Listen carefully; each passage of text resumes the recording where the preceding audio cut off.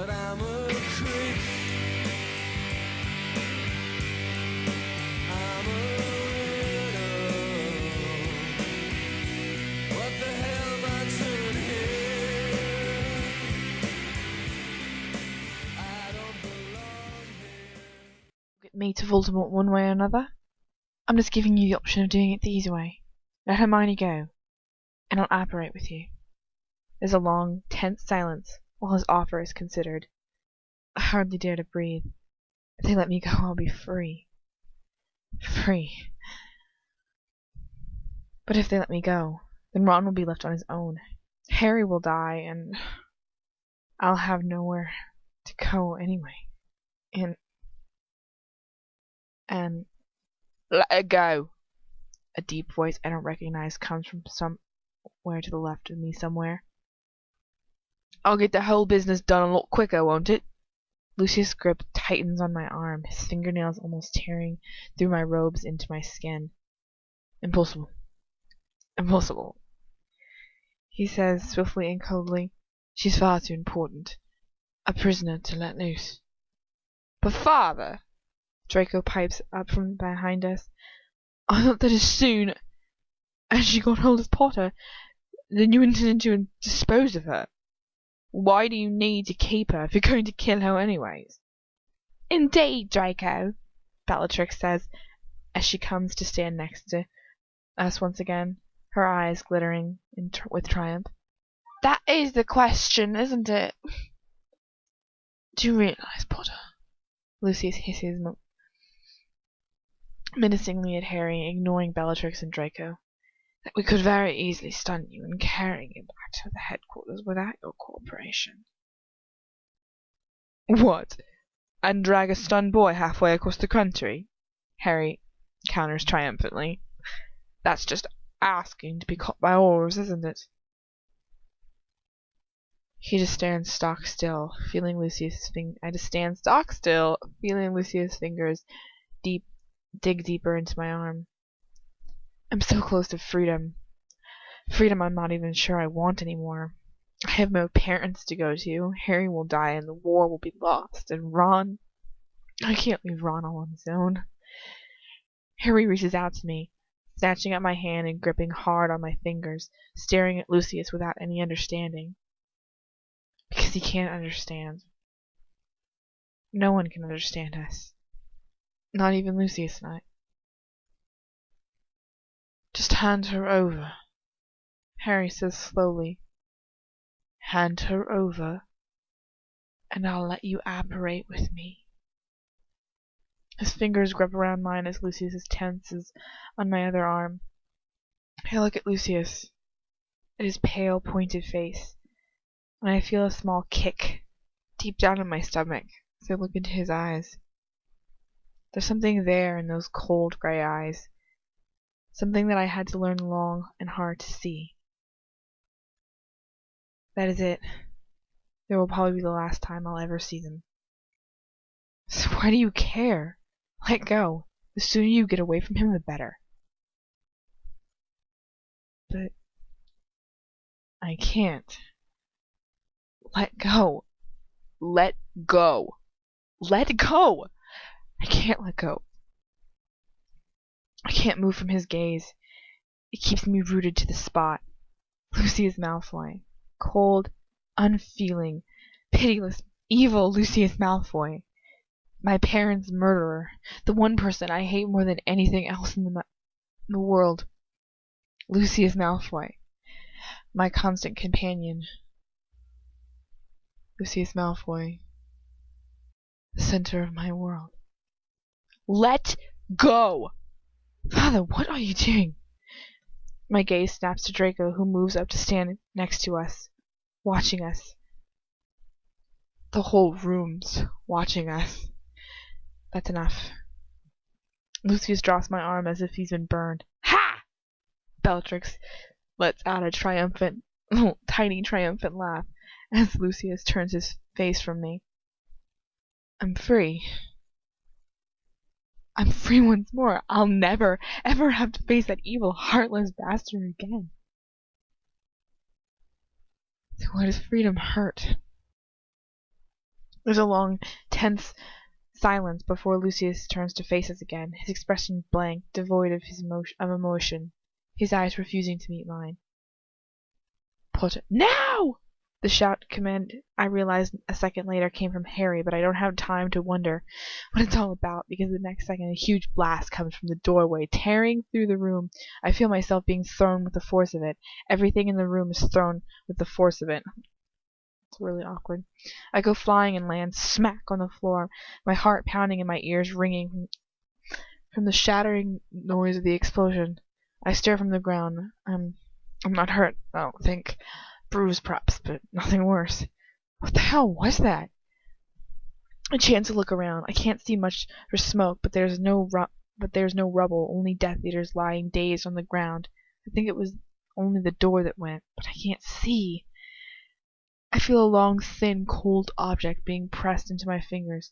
Here's a wand, Hermione. Harry whispers into my ear. It's not the one you're used to, but it'll have to do for now. It's all going to kick off. Get yourself out of here. A wand? A wand? What's happening? I ask dazedly. The order. He says, whoopsie, skipped a line. Sorry. He says shortly as he pulls me roughly up to my feet. I brought them with me under the invisibility cloaks. They waited outside. There's so many invisibility cloaks in this story. They're like, it's super rare. In fact, Harry Potter is like the Deathly Hallows, and that's one of the items. It's that rare, and I feel like there's one of them. And I asked Jackie, and she said there's a couple of them. They're like all under invisibility cloaks, and then Lucius has one. This is a little silly with the Lucius. Isn't there an invisibility charm? Can't you be invisible with a charm of some sort? I feel like there is. I'm sorry. Okay, this is such a good chapter. I love it so much. Hold on, I'm texting Leo. And by I'm texting Leo, I mean I'm texting you, because you're my only listener. Hold on. I hope I didn't just spoil that for you. Anyways, I'm sorry. Anyways, you. Leo, sorry. Not going to talk to you directly, because that's called pessimism. Because that means that I believe that I only have one viewer, which is really sad. So I'm gonna go ahead and just stop right there. I brought them with me under invisibility cloaks. They waited outside until I got you away from the Death Eaters once. But I'll explain it all properly later. Right now, you've just gotta go. He pulls me into a swift, fierce hug before letting go of me again. Get yourself out of here and apparates. I lost the English accent, I just realized that. Get yourself out of here and apparate to Hogsmeade. McGonagall is waiting for you in the 3 broomsticks. She'll get you somewhere safe. What about Ron? I gasp out, hearing people groaning and starting to move around me. We'll rescue him, he says with complete certainty. We'll win this battle, and we'll make them take us to him. I promise. You've got to get yourself out of here now. A stunning smell rushes past my ears, whipping my hair up, and Harry grabs me by the shoulder, pulling me down to a crouch with him. Hermione, he says shakily, about your parents. I'm so sorry. Don't be, I reply quickly. It wasn't you who killed them. The floor pounds and shakes with frantic footsteps, and curses start to fly around the room, the air filling with the shouts of dueling Aurors and Death Eaters. Harry pulls me to my feet once again and pushes me away. Go! This is it. I turn and run as fast as I can as Harry engages in battle with the Death Eaters. I stumble through moving bodies and curses and hexes, somehow miraculously avoiding all by ducking and diving. My lungs fill with smoke and I cough so hard my eyes water, but I can't stop running. Something grips me by the ankle and I fall, my knees banging painfully onto the floor. Without even looking up behind me, I shoot a hex at whoever's got me. The grip relaxes and I crawl along the ground, crawling myself through the storming feet. A booted foot lands on my fingers for a second. Another kicks me out of the way mercilessly, but I don't stop. I cling onto my new wand for all I'm worth, and I have to get out of here. I have to. I've reached the open door and I pull myself through it, out and into an open field. I can't see far through the darkness, but that doesn't matter. I stumble to my feet, out into the open air, hearing the bangs and yells and the curses behind me. If I can just get a bit further, away from the anti-apparition jinx, then impedimenta!